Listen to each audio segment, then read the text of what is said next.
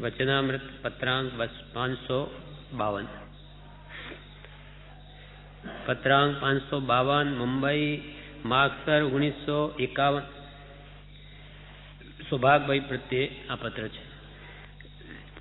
उपकार श्री सौभाग प्रत्ये श्री सायला।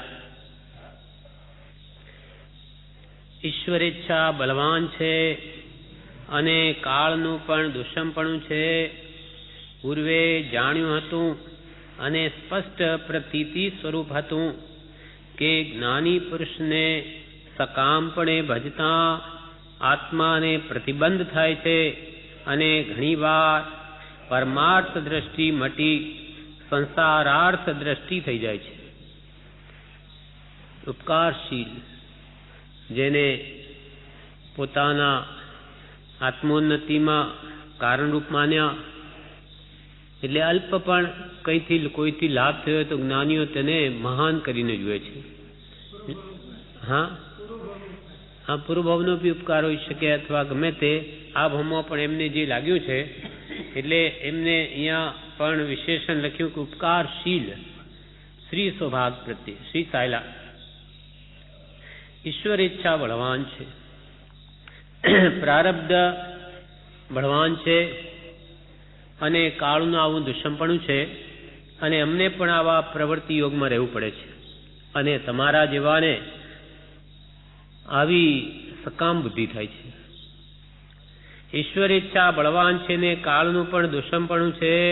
पूर्वे जाण्युं हतुं अने स्पष्ट प्रतीति स्वरूप हतुं के ज्ञानी पुरुषने सकामपणे भजता आत्मा ने प्रतिबंध थाय छे। स्पष्ट प्रतीति स्वरूप हतुं स्पष्ट रीते ए बात समजावी है कि ज्ञानी पुरुष ने सकामपणे भजता आत्मा ने प्रतिबंध थाय छे।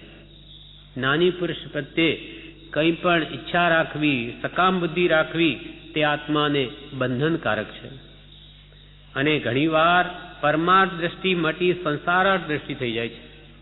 ज्ञानी प्रत्ये कई पण सांसारिक कामना राखे एने धीमे धीमे एने परमार्थनी इच्छा मटी जाए, पूतगलनुं महात्म्य वधी जाए अने एक वार जो ज्ञानी कई पण एनी इच्छा ने पोसे तो बीजी उभी थाय।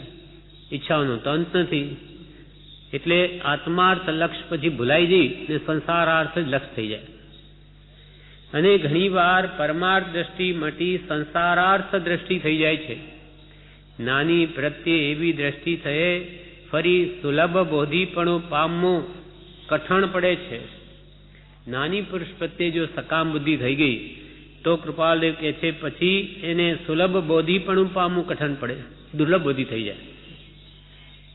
केम के जे पुरुषो द्वारा आत्मानुं हित थई शके कल्याण थाय ए पुरुषोथी संसार मांगे हवे एने क्या बोध जोईए, एने ज्ञान जोईतुं ज नथी, संसार जोईए छे माटे ए दुर्लभ बोधि थई जाए। ज्ञानी पुरुष ने सकामपणे भजता आत्मा ने प्रतिबंध थाय छे ने घणीवार परमार्थ दृष्टि मटी संसारार्थ दृष्टि थई जाय छे। ज्ञानी प्रत्ये एवी दृष्टि थये सुलभ बोधीपणुं पामवुं कठण पड़े छे। एम जाणी कोई पण जीव सकामपणे समागम न करे एवा प्रकारे वर्तवुं थतुं हतुं। એટલે કોઈ પણ જીવ મારી પાસે આવે સકામ બુદ્ધિ લઈને ન આવે એમાં એ આત્માનું કાંઈ હિત નથી। उड़तू हितने बदले अहित करी जाए, दुर्लभ बोधि बनी जाए। ज्ञानी प्रत्ये एवी दृष्टि थये फरी सुलभ बोधीपणुं पामवुं कठण पड़े छे। एम जाणी कोई पण जीव सकामपणे समागम न करे एवा प्रकारे वर्तवुं थतुं हतुं। तमने तथा श्री डूंगर वगैरह ने आ मार्ग संबंधी अमे कह्युं हतुं पण अमारा बीजा उपदेशनी पेठे तत्काल तेनुं ग्रहण कोई प्रारब्ध योगती न थतुं। अमे तमने जेम बीजो उपदेश आपीए छे तेम आ पण उपदेश आपेलो के तमे अमारा प्रत्ये सकाम बुद्धि नहीं राखो, पण आ वातने तमे बीजा उपदेशनी जेम ग्रहण करी ज नहीं। पण बीजा उपदेशनी पेठे तत्काल तेनुं ग्रहण कोई प्रारब्ध योगती न थतुं अने अमे ज्यारे ते विषे कई जणावता त्यारे पूर्वना ज्ञानीओए आचर्युं छे एवा प्रकारादिथी प्रत्युत्तर कहेवा जेवुं थतुं हतुं। તમને કઈ એવી વાત કરીએ કે તમારે સકામ બુદ્ધિ નહીં કરવી, ત્યારે તમે કે પહેલા શું કહેતા કે પૂર્વના જ્ઞાની પુરુષે એવું તો આચર્યું છે, જરૂર પડે એમણે પણ રિદ્ધિ સિદ્ધિ ફોરવી છે.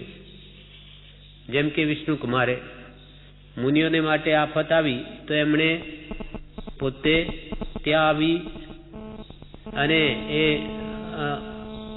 કયો મંત્રી હતો એને સમજાવ્યો, નહીં માન્યો, તો પછી પોતે છેવટે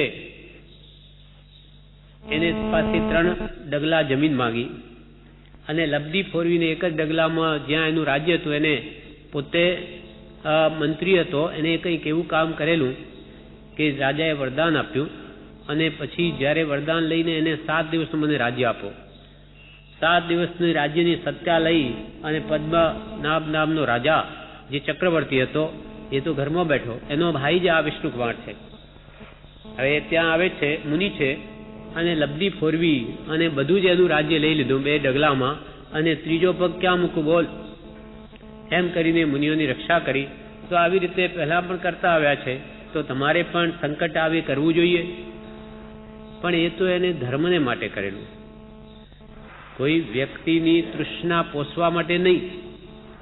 એટલે અહીંયા કહ્યું તે વિશે જણાવતા, અને જ્યારે તે વિશે કંઈ અમે જણાવતા ત્યારે પૂર્વના જ્ઞાનીઓએ આચર્યું છે એવા પ્રકારથી પ્રત્યુત્તર કહેવા જેવું થતું હતું. પૂર્વે કે જ્ઞાની પુરુષે આવા અવસર આવે તો રિદ્ધિ સિદ્ધિ ફોરવી છે, જેમ કે હેમચંદ્રાચાર્ય કુમારપાલ રાજાને પ્રતિબોધ કરવા માટે આવા અનેક અવસરે આવી રિદ્ધિ સિદ્ધિઓ બતાવી છે. એકવાર પોતે રાજા એટલે જાણે એ વૈષ્ણવ ધર્મ પામે, ત્યારે વેદાંતિઓએ પોતાની લબ્ધિના બળે એને 7 પેઢી જ બતાવી કુમારપાલ રાજા, અને 7 પેઢીના માતા પિતા બધા એમ કહેવા લાગ્યા કે અરે કુમારપાલ, તું આપણો આ વૈષ્ણવ ધર્મ જ સાચો છે, એને જ માનજે, અમે એને જ માનતા આવ્યા છે. એમ એક પેઢી બતાવી માયાથી. વિચારમાં પડી ગયા કુમારપાલ, શું કરવું, આ સાચું કે આ સાચું? આવીને હેમચંદ્રાચાર્યને કહ્યું કે ભગવાન, આ પ્રમાણે મને એને તો 7 પેઢી બતાવીને બધા એમ કે છે કે આ વૈષ્ણવ ધર્મ જ સાચો, એ જ કર. ત્યારે કે જો તને હું 7 નહીં તારી 21 પેઢી બતાવું, જો. પછી 21 પેઢી માયાથી બતાવી લબ્ધિના બળે, અને બધા જ કહેવા લાગ્યા કે બેટા ધર્મ તો સાચો વિતરાગ જ છે, એને જ માનજે, અમે એને જ માનતા આવ્યા છે. એમ કરતા 21 પેઢીના બધા માતા પિતાએ આજ વાત કરી. ત્યારે કુમારપાલ વિચારમાં પડી ગયા, સાચું શું, આ સાચું કે આ સાચું? ત્યારે હેમચંદ્રાચાર્ય કહે કે કુમારપાલ, એકે સાચું નહીં. પેલા 7 પેઢી બતાવી એ ખોટી, ને મેં 21 બતાવી એ ખોટી. આ તો બધી માયા છે. સાચો તો વિતરાગ ધર્મ જ છે, એને જ આચર, બીજું બધું ભૂલી જા. આ બધા માયાના ખેલ છે, એમાં શ્રદ્ધા રાખવા યોગ્ય નથી. એમ જ્યારે કે અમે પહેલા તમને કહેતા તો તમે કે પૂર્વના જ્ઞાનીઓ પણ અવસર આવી આવા લબ્ધિ સિદ્ધિઓ ફોરવી છે, એમ તમે કે વાત કરતા. અમે જ્યારે તે વિશે કંઈ જણાવતા ત્યારે પૂર્વના જ્ઞાનીઓએ આચર્યું છે એવા પ્રકારાદિથી પ્રત્યુત્તર કહેવા જેવું થતું હતું. અમને તેથી ચિત્તમાં મોટો ખેદ થતો હતો કે આ સકામ વૃત્તિ દુષ્મકાળને લીધે આવા મુમુક્ષુ પુરુષને વિશે વર્તે છે, નહીં તો તેનો સ્વપ્ને પણ સંભવ ન હોય. અમને તે વખતે મોટો ખેદ થતો કે આવા તમારા જેવા ઉત્તમ મુમુક્ષુઓમાં પણ આવી સકામ બુદ્ધિ હોય તો નિષ્કામ બુદ્ધિ કોનામાં હશે? અમને તેથી ચિત્તમાં મોટો ખેદ થતો હતો કે આ સકામ વૃત્તિ દુષ્મકાળને લીધે આવા મુમુક્ષુ પુરુષને વિશે વર્તે છે, નહીં તો તેનો સ્વપ્ને પણ સંભવ ન હોય. જો કે તે સકામ વૃત્તિથી તમે પરમાર્થ દ્રષ્ટિ પણ વિસરી જાઓ એવો સંશય નહોતો. જો કે અમારા અંતરમાં એટલું હતું કે તમે આવી વૃત્તિથી પરમાર્થને સાવ ભૂલી જશો એવો સંશય નહોતો, પણ પ્રસંગોપાત પરમાર્થ દ્રષ્ટિને શિથિલપણાનો હેતુ થવાનો સંભવ દેખાતો હતો. પણ તમે આવી રીતે આખો દિવસ અમારી પાસે કામના બુદ્ધિ જ રાખશો તો તમે પણ પરમાર્થમાં શિથિલ થઈ જશો. પરમાર્થ દ્રષ્ટિને પ્રસંગોપાત શિથિલપણાનો હેતુ થવાનો સંભવ દેખાતો હતો, પણ તે કરતા મોટો ખેદ તો એ થતો હતો કે આ મુમુક્ષુના કુટુંબમાં સકામ બુદ્ધિ વિશેષ થશે અને પરમાર્થ દ્રષ્ટિ મટી જશે. એનાથી પણ વિશેષ મોટો ખેદ તો અમને એ હતો કે તમે આવી રીતે બુદ્ધિ રાખશો એટલે તમારું જે કુટુંબ છે એ પણ આવી સકામ બુદ્ધિ રાખશે. ભગવાન પાસે માંગવું એટલે બધી સિદ્ધિ થઈ જશે એવી આખી પ્રથા પડી જશે અને પરમાર્થ દ્રષ્ટિ વિલય પામશે.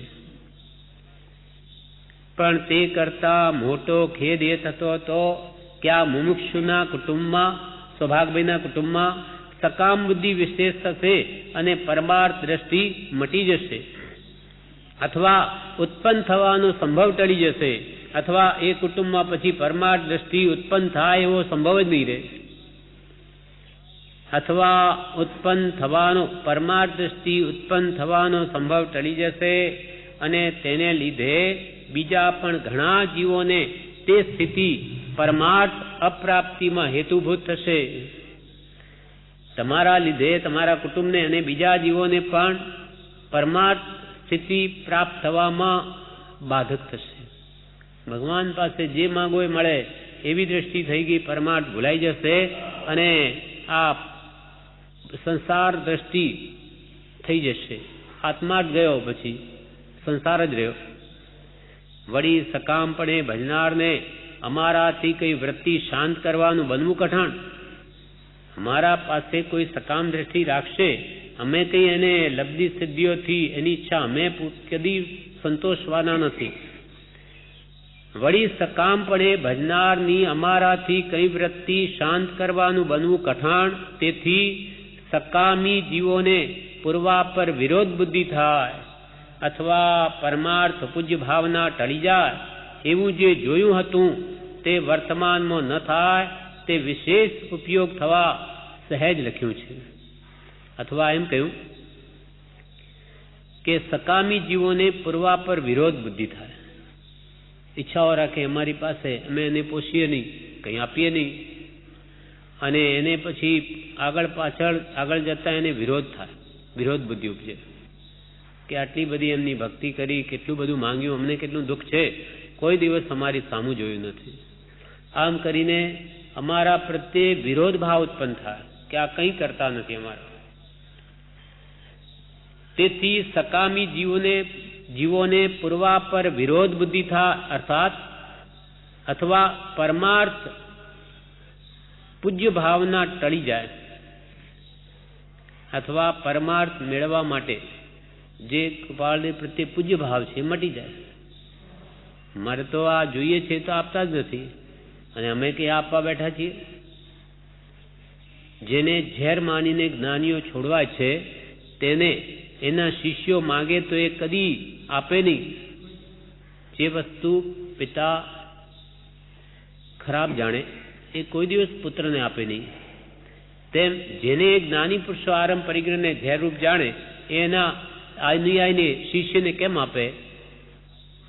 અથવા પરમાર્થ પૂજ્ય ભાવના ટળી જા એવું જે જોયું હતું એવું કૃપાલદેવે પહેલા જોયું છે. કોઈમાં કંઈની ઈચ્છા રાખી હશે એમના પ્રત્યે, એની પોસાય નહીં એટલે એમના પ્રત્યેનો પૂજ્ય ભાવ ઘટી ગયો. અથવા પરમાર્થ પૂજ્ય ભાવના ટળી જાય એવું જે જોયું હતું તે વર્તમાનમાં ન થાય તે વિશેષ ઉપયોગ થવા સહેજ લખ્યું છે. વળી એ જ હાલત તમારી પણ ન થાય કે અમારા પ્રત્યે તમે માગો, અમે પૂર્તિ નહીં કરીએ, અમારા પ્રત્યે બીજો ભાવ ઉત્પન્ન થાય, વિરોધ ભાવ, અને પૂજ્ય ભાવ મટી જાય એવું કંઈ નહીં બની જાય. તે વર્તમાનમાં ન થાય તે વિશેષ ઉપયોગ થવા સહેજ લખ્યું છે. પૂર્વાપર આ વાતનું મહાત્મ્ય સમજાય અને અન્ય જીવોને ઉપકાર થાય તેમ વિશેષ લક્ષ્ય રાખશો. ફરી આગળ પાછળ આવી ઈચ્છા કરશોમાં અને આ વાતનું મહાત્મ્ય સમજજો કે અમે શા માટે ના પાડીએ છીએ સકામ બુદ્ધિનું, નહીં તો તમારું, તમારા કુટુંબનું અને બીજા જીવોનું પણ એમાં અહિત છે. એ વાતનું મહાત્મ્ય સમજો. પૂર્વાપર આ વાતનું મહાત્મ્ય સમજાય અને અન્ય જીવોને ઉપકાર થાય તેમ વિશેષ લક્ષ્ય રાખશો. કેટલા પત્રોમાં આ વાતને હજુ દ્રઢ કરે છે.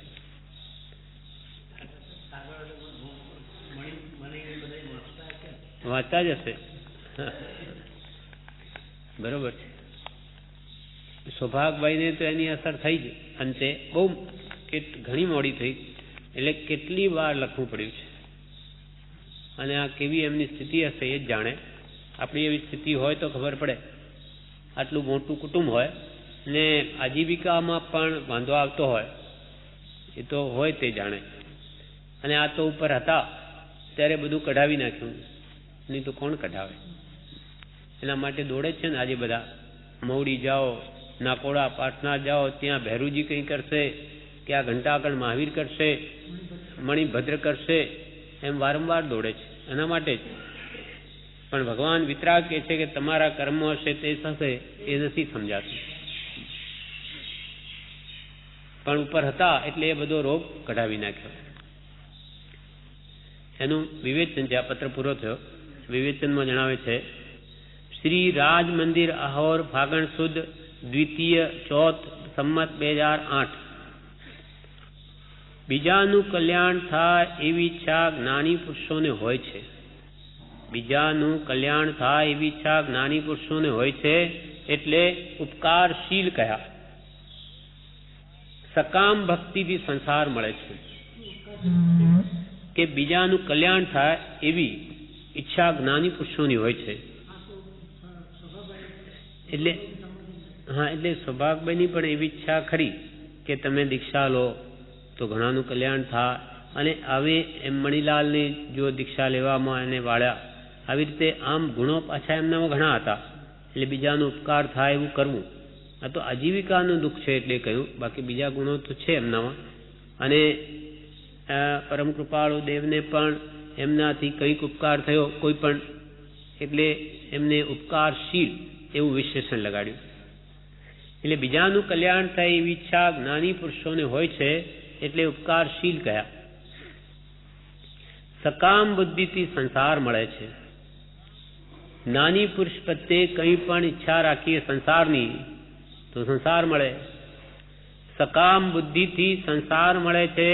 નાનીના બોધથી જીવનું કલ્યાણ થાય છે, પણ જીવને મહાત્મ્ય નથી. નાની પાસે જે જ્ઞાન શક્તિ છે, અનંત ગુણ જેનામાં છે, એનું જીવને મહાત્મ્ય નથી. એને તો પૂતગલનું મહાત્મ્ય છે, પૈસાનું, સોનાનું, હીરા માણેક મોતીનું, આ માટી જેવા પૂતગલોનું મહાત્મ્ય છે. કેમ કે એનાથી એને માન્યું છે કે આ હોય ધનાદી તો મને સંસાર સુખ મળે, નહીં તો શું સુખ? કેમ કે આત્માનું સુખ અનુભવ્યું નથી, માટે એને પૂતગલનું મહાત્મ્ય છે. પણ જીવને નાનીના બોધનું મહાત્મ્ય નથી, કે જે બોધ વડે અનાદિની આત્માની ભ્રાંતિ ટળી જઈ સાચી સમજણ આવે અને અનંત દુઃખથી એ છૂટી જાય, પણ એને ભાન નથી. અહો શ્રી સત્પુરુષ કે વચનામૃતમ જગહિત કર્મ. જગતનું હિત કરી દે. એની બુદ્ધિ, વિપરીત બુદ્ધિને ફેરવી નાખીને એને સમ્યક બનાવી દે. સંસાર પ્રત્યેનો રાગ જેને લઈને અનંત દુઃખ ભોગવે છે, બધું જ મટી જાય એવી સાચી સમજણ આપી દે, એવો બોધ છે. પણ એનું મહાત્મ્ય નથી. નાનીના બોધથી જીવનું કલ્યાણ થાય છે, પણ જીવને તેનું મહાત્મ્ય નથી. નિષ્કામ ભક્તિ જ મોક્ષનું કારણ છે. સકામ ભક્તિ એ ભક્તિ નહીં, પણ તે તો ભાડાય જ છે.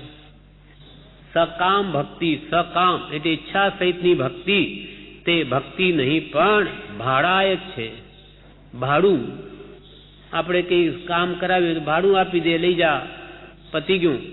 તેમ આ ભગવાન હું આપની ભક્તિ કરું, મને આ ધન આપજો, પૈસા આપજો, કે કુટુંબ આપજો, કે પુત્ર આપજો, એવી ઈચ્છા રાખી, પતી ગયું. એ ભક્તિથી એ માંગી લીધો સંસાર, એને હવે મોક્ષ નહીં મળે. હા, એ બધી આ લોકોત્તર મિથ્યાત્વ છે.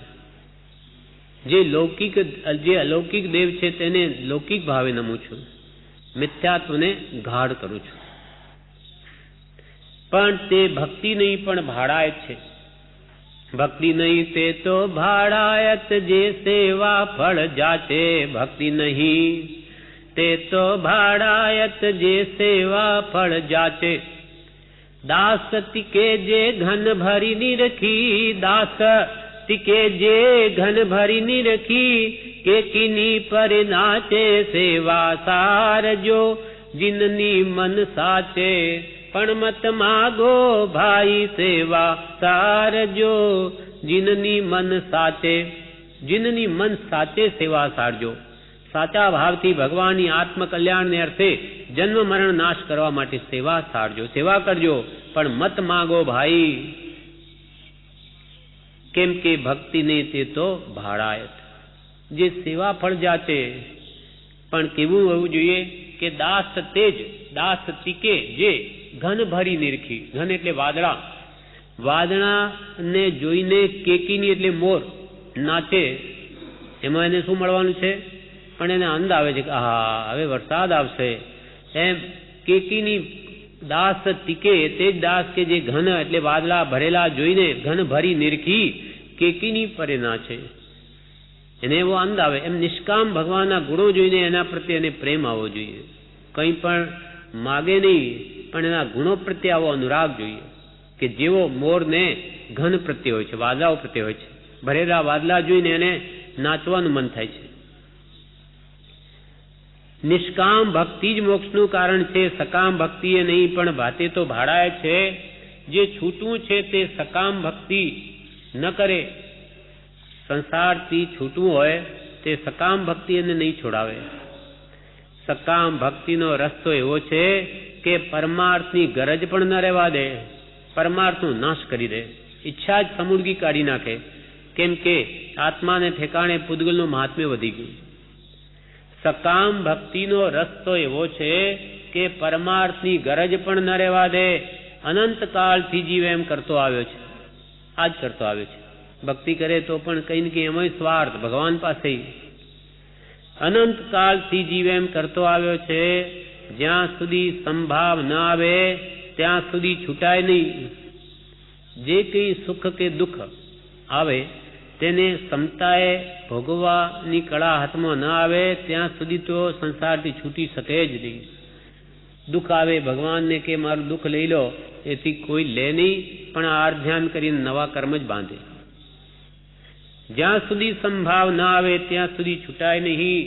જ્ઞાની પુરુષે આત્મા જાણ્યો છે, તેથી તેઓ પૂજ્ય છે. પૂજ્યનું કારણ શું? સ્વરૂપની પ્રાપ્તિ. પરમ ગુરુ એટલે પંચ પરમેષ્ઠી. શા માટે પૂજ્ય? નમો નમો નમો નમો 5 વાર કહ્યું નવકાર મંત્રમાં. નમો હરિયંતાણ, નમો સિદ્ધાણ, નમો આર્યણ, નમો નમો લો સવસાવણ. શા માટે? પ્રાપ્તિ કરેલી છે માટે. એટલે આપણે કૃપાલ દેવે આપણને આ મંત્રમાં આપી દીધું કે આ નમસ્કાર મંત્રનું મહાત્મ્ય શું? તો કે સહજ આત્મ સ્વરૂપ પરમ ગુરુ છે.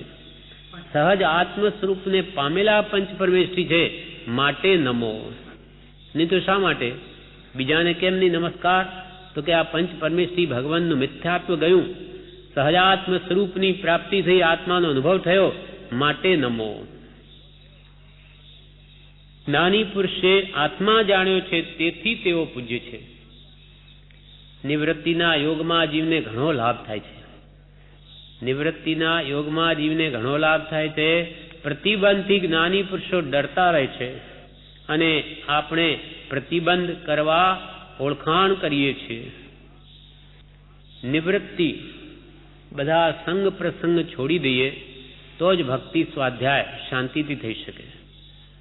આને મળવું તેને મળવું એમ સંગ પ્રસંગ જ વધાર્યા કરે તો એની નિવૃત્તિ ક્યારે મળે? એ આત્મહિત કરી ન શકે. એટલે કહ્યું કે નિવૃત્તિના યોગમાં જીવને ઘણો લાભ થાય છે, પણ પ્રતિબંધથી માટે પ્રતિબંધથી જ્ઞાની પુરુષો ડરતા રહે છે. કોઈ સાથે સંગ પ્રસંગ વધે નહીં એના માટે જ્ઞાની પુરુષો ડરતા રહે છે. જ્યારે અજ્ઞાની વિશેષ આવા પ્રતિબંધ ઓળખાણ વધાર્યા કરે છે કે જેથી આત્માર્થ માટે એને અવકાશ જ નહીં રહે. અને આપણે પ્રતિબંધ કરવા ઓળખાણ કરીએ છીએ. કેટલાક કર્મ બંધાય છે તેનું ધ્યાન નથી, કેટલાય કર્મ બંધાય છે તેનું ધ્યાન નથી. આપણે એને વાત કરવામાં શું બધાની સાથે બધાને રાજી રાખીએ, પણ એમાં પોતે ડૂબી મરે છે. સંકલ્પ વિકલ્પથી એના કેટલાય કર્મોનો આશ્રય થઈ જાય છે. કેટલાય કર્મ બંધાય છે તેનું જીવને ધ્યાન નથી. મૂળ વસ્તુમાં નિશંક થઈ જવાનું છે. એટલે જે થવાનું છે તે જ થવાનું છે. કોઈની સાથે વધારે રાજી બધાને રાખી કોને કેટલાને રાજી રાખી શકે? ભગવાન તીર્થંકરોએ બધાને રાજી નથી કરી શક્યા. તારું ગજું નથી કે બધાને રાજી કરી શકે. તારે તો બધાનું ભલું ઈચ્છું, બાકી કોઈની લપમાં પડવું જ નહીં. મૂળ વસ્તુમાં નિશંક થઈ જવાનું છે. મૂળ વસ્તુ આત્મા, તેમાં નિશંક થઈ જવું. આ 6 પદમાં નિશંકતા. જેવા કર્મ મેં બાંધ્યા છે મારે ભોગવાના છે, કરતા ભોગતા પદ. હું આત્મા છું, હું નિત્ય છું, મને અછેદ્ય છું, અભેદ્ય છું, મને મારું કોઈ બગાડી શકે નહીં અને મારે કોઈનું બગાડવું નથી. હું બગાડ્યું તો મારું બગાડવાનું છે. એવી 6 પદી શ્રદ્ધા મૂળ સમજાઈ જાય, એમાં નિશંક થઈ જાય તો કોઈ ભય રહે જ નહીં. મૂળ વસ્તુમાં નિશંક થઈ જવાનું છે. વાંચન શ્રવણ અને સત્સંગ કરીને અસંગ થવાનું છે. બધું વાંચી સાંભળી અને સત્સંગ કરીને કે છે અસંગ થવાનું છે. બધા સંગ પ્રસંગો છોડવાના છે, તો જ આત્માનો આ સ્વાદ આવે, અનુભવ થાય. વાંચન શ્રવણ અને સત્સંગ કરીને અસંગ થવાનું છે. મારું કશું નથી એમ જો લક્ષ્ય રહે તો બંધન નહીં થાય, નહીં તો બંધન થાય. આ સંસારમાં મારું કાંઈ જ નથી એ ભાવ જો રહે અંતરથી તો કે છે કર્મબંધ નહીં થાય. અને આ શરીર કુટુંબ આદિ મારું છે એ ભાવ રહે તો બંધન જરૂર થાય. મારું કશું નથી એમ જો લક્ષ્ય રહે તો બંધન ન થાય, નહીં તો બંધન થાય. એટલે પર વસ્તુમાં મારાપણું થાય તો જીવને કર્મ બંધ થાય. સૌ સાધન બંધન થયા. જે કઈ સાધનો મળ્યા એને બધા બંધન રૂપે જ પરિણામ આવ્યા છે. સર્વ સંબંધનું બંધન તીક્ષ્ણ છેદીને વિચર શું કવ મહત પુરુષને પંથજો. બધા આજ દિવસ સુધી બધા જ સાધનો બંધન રૂપ જ થયા છે. હવે સર્વ બંધનનું તીક્ષ્ણપણે એ બંધન છેદીને મહાપુરુષોએ કહેલા માર્ગે હું ક્યારે વિચરીશ. બાય અભ્યંતર પરિગ્રહનો ત્યાગ કરી નાની પુરુષે કહેલા એ મહાપુરુષના પંથ મોક્ષ માર્ગે હું ક્યારે વિચરીશ. અપૂર્વ અવસર એવો ક્યારે આવશે? ભાવથી જ બધું થયું છે. એટલે એવી ભાવના ભાવા આપણે કહ્યું કે એવી ભાવના તો ભાવો તો કોઈ દિવસે પણ તમારે એવો અવસર આવશે. સર્વ સંબંધનું બંધન તીક્ષ્ણ છેદીને વિચર શું કવ મહત પુરુષને પંથજો. જે પુરુષો છૂટ્યા છે તે પુરુષો છૂટવાની જ વાતો કરે છે. અસંગ થવાનું છે. શું કરવાથી અસંગ થવાય એ વિચારવા યોગ્ય છે. જે પુરુષો પૂર્વકાળે મુક્તિને પામ્યા તે બધા અસંગ દશા પામીને થયા છે. સંગ રાખીને કોઈ મુક્તિને પામ્યા નથી. પહેલા બાહ્ય સંગ છોડે, લોક સંબંધી બંધન, પછી સ્વજન કુટુંબ પ્રત્યે રહેલી આસક્તિ મૂકે, પછી સંકલ્પ વિકલ્પરૂપ બંધન, આ દેહાભિમાનરૂપ બંધન, દેહમાં મારાપણું છોડે અને પછી સંકલ્પ વિકલ્પ મૂકી અને સ્વભાવ જે નિર્વિકલ્પ અને સુખરૂપ છે તેમાં સમાઈ જાય. સર્વકાળને માટે અનંત સુખને પામે. જે પુરુષો છૂટ્યા છે તે પુરુષો છૂટવાની જ વાતો કરે છે. અસંગ થવાનું છે. શું કરવાથી અસંગ થવાય તે વિચારવા યુગ છે. કૃપાલદેવ કહ્યું સત્સંગના યુગે સહજ સ્વરૂપ ભૂત એવું અસંગપણું જીવને ઉત્પન્ન થાય છે. આ પણ એક સંગ જ છે, સત્સંગ, પણ અસત્સંગ છે, અસત્સંગ નથી. સત એટલે આત્મા પ્રાપ્ત થાય, આત્મભાવ પોસાય, એની પ્રાપ્તિ થાય એવું આ સંગ છે. માટે સત્સંગને જ્ઞાનીઓ વખાણ્યો છે. ભલે એ સંગ છે પણ એ અસંગ બનાવે એવો છે. સાવરણી પણ કચરો જ છે, પણ એ કચરો એવો છે સાવરણીનો કે બીજા કચરાને કાઢે છે. તેમ સત્સંગ કરતા કરતા જ્યારે સંગ થઈ જશે ત્યારે તો પછી એ છૂટી જશે બધું જ. પણ અસંગ થવા માટે સત્સંગની જરૂર છે. શું કરવાથી અસંગ થવા એ વિચારવા યોગ્ય છે. સત્સંગથી અસંગ થવાય છે, માટે સત્સંગનો આશ્રય કરવા યોગ્ય છે. આ પ્રમાણે આ પત્રનું વિવેચન પૂરું થયું. હવે પછીના બધા પત્રો તે 569 સુધી કોઈનું પણ વિવેચન નથી. પત્રાંક 552 પૂરો થયો. હવે પત્રાંક 553. આ પ્રભુશ્રીજી ઉપર છે. પત્રાંક 553 મુંબઈ પોસ્ટ સુદ એકમ શુક્ર 1951. પત્ર એક પ્રાપ્ત થયું છે. અત્રેથી નીકળતા હજુ આશરે 1 મહિનો થશે એમ લાગે છે. કૃપાલ કે છે આ મુંબઈથી નીકળતા હજુ 1 મહિનો જશે એમ લાગે છે. અહીંથી નીકળ્યા પછી સમાગમ સંબંધી વિચાર રહે છે અને શ્રી કઠોરમાં તે વાતની અનુકૂળતા આવવાનો વધારે સંભવ રહે છે, કેમ કે તેમાં વિશેષ પ્રતિબંધ થવાનું કારણ જણાતું નથી. એટલે અમે અહીંયાથી 1 મહિના પછી નીકળી શકીએ એમ છીએ અને કઠોરમાં એ વાતની વધારે અનુકૂળતા આવશે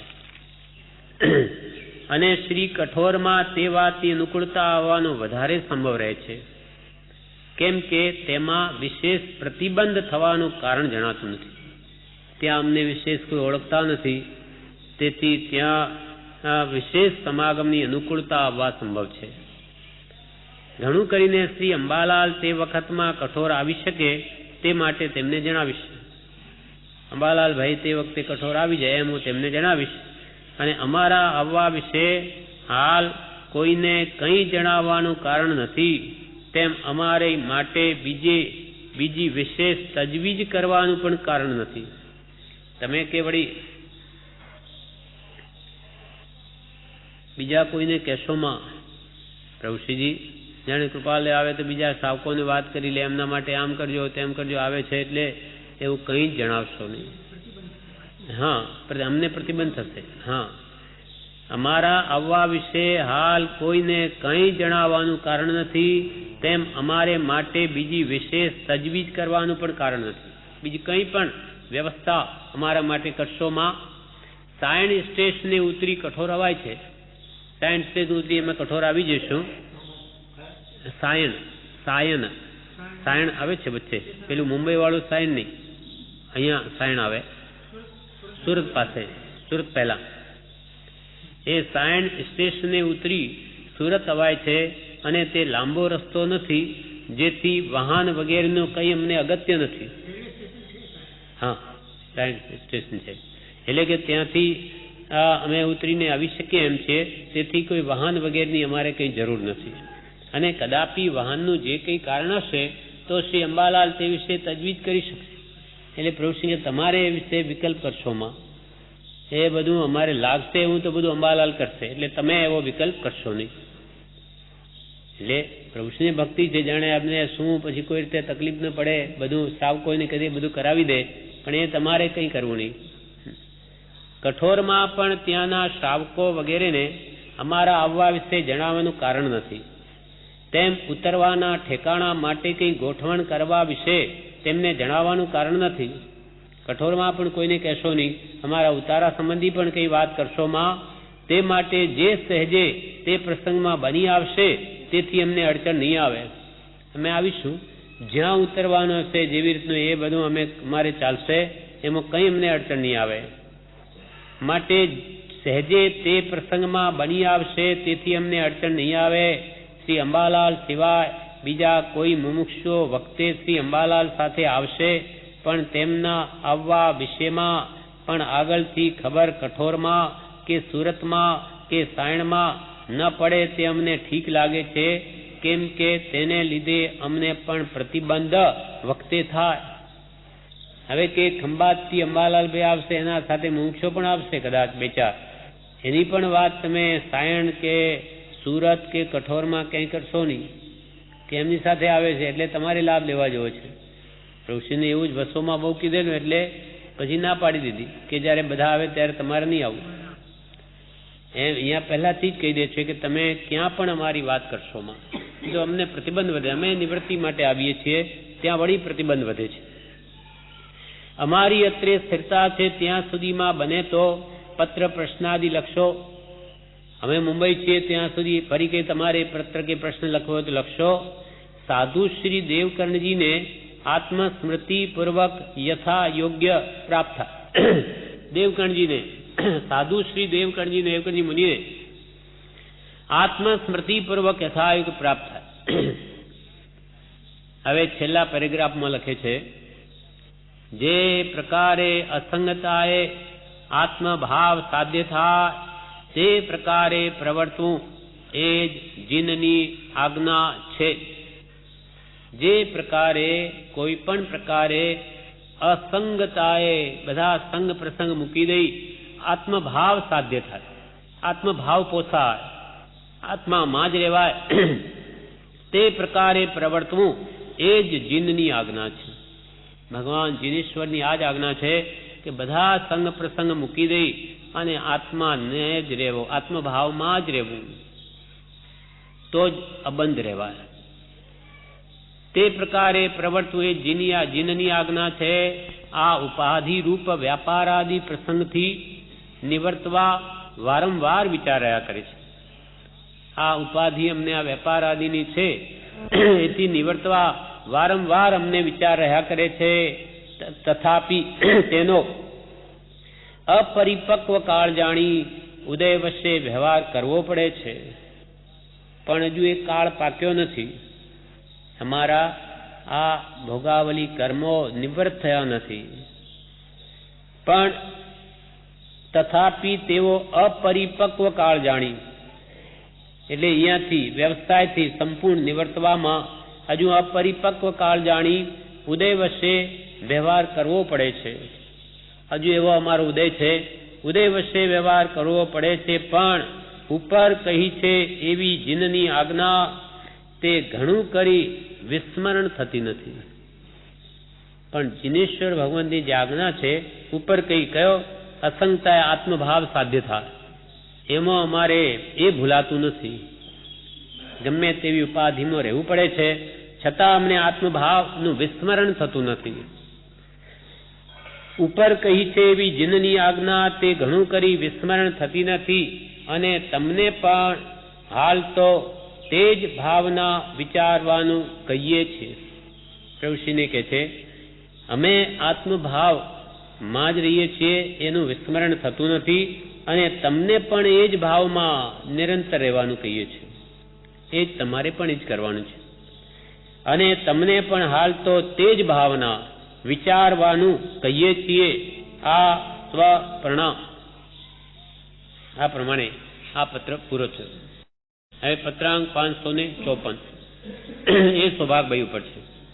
મુંબઈ પોસ્ટ 10/1951 श्री अंजार ग्रामे स्थित परम स्नेही श्री सौभाग प्रत्ये श्री मोहमयी भूमि थी लिखी आत्मस्मृति पूर्वक यथायोग्य प्राप्त थाय. विशेष तमारू पत्र मळ्युं छे. चत्रभुजना प्रसंगमां आपे लखता एम लख्युं के काळ जसे ने कहेणी रहेशे ते आपने लखवुं घटारत नहोतुं. जे कई बनी शके एवुं होय ते करवामां मारी विषमता नथी, पण ते परमार्थी अविरोधी होय तो थई शके जे, नहीं तो थई शकવું બહુ કઠણ છે અથવા નથી થઈ શકતું. એ શું હતું કઈ ખ્યાલ છે? હા, આ જાણે કે એ ગયા નહીં હોય કે આ ના કે કાળ તો જશે ને કેણી રહી જશે કે તમે આવ્યા નહીં કે હા આ ચતુર્ભુજ બેચરના વખતમાં કંઈ બન્યું હશે તો કે કાળ જશે ને કેણી રહેશે. સૌભાગભાઈ એમ લખ્યું એટલે કે તમે આવી જજો ને એવું કંઈક હશે. એ કે તમે લખ્યું એ યોગ્ય નથી. તમારે આવા પ્રસંગમાં અમને બોલાવવા જોઈએ, એ તમને શોભે નહીં. સૌભાગભાઈને લખ્યું એમ તમે લખ્યું કે કાળ જશે ને કેણી રહેશે તે આપને લખવું ઘટારત નહોતું. જે કંઈ બની શકે એવું હોય તે કરવામાં અમારી કોઈ વિષમતા નથી, પણ પરમાર્થથી અવિરોધી હોય તો થઈ શકે. પરમાર્થમાં બાદ આવે એવું અમે નહીં કરીએ, ભલે લોકોને ગમે તેમ કહે. નહીં તો થઈ શકવું બહુ કઠણ પડે છે અથવા નથી થઈ શકતું. જેથી કાળ જશે અને કહેણી રહેશે એવો આ ચત્રભુજ સંબંધીનો પ્રસંગ નથી. પણ તેવો પ્રસંગ હોય તો પણ બાહ્ય કારણ પર જવા કરતા અંતર ધર્મ પર પ્રથમ જવું એ શ્રેયરૂપ છે. તે વિસર્જન થવા દેવા યોગ્ય નથી. બાહ્ય કારણો અમે મૂકી દઈ, અમે તો અંતરંગ ધર્મ આત્મધર્મ પોસાય એ જ એને જ અમે કલ્યાણરૂપ માનીએ છીએ. જગતને રૂઢ દેખાડવાનું નથી, અમારા આત્માનું હિત થાય એમ કરવું છે. તો પણ બાહ્ય કારણ પર જવા કરતા અંતર ધર્મ પર પ્રથમ જવું એ શ્રેયરૂપ છે. તે વિસર્જન થવા દેવા યોગ્ય નથી. તે વાતને તમારે ભૂલવી નહીં. રેવા શંકરભાઈ આવ્યેથી લગ્ન પ્રસંગમાં જેમ તમારું અને તેમનું ધ્યાન બેસે તે પ્રમાણે કરવામાં અડચણ નથી. એટલે એમની જે જીજીબાઈ એમના બેન સૌથી નાના એમની સૌભાગભાઈના ગામ સાયલા ગામમાં સગપણ કર્યા છે. એટલે લગ્ન અહીંયા છે. એટલે કે હવે રેવા શંકરભાઈ આવે અને તમે જે કંઈ પણ એ સંબંધી કરવું હોય કરી લેજો, એમાં અમારું અડચણ નથી.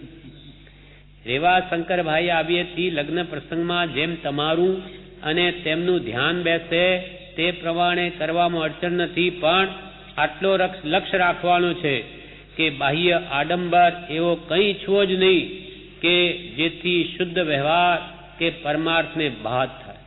પણ એવો ખોટો આડંબર કરશોમાં, ધામધૂમ બહુ લગ્નના નામે એ કરશોમાં કે જેથી શુદ્ધ વ્યવહાર મુમુક્ષુનો, સાધકનો, આરાધકનો અથવા આત્માર્થીનો હોય એમાં બાદ ના આવી જોઈએ.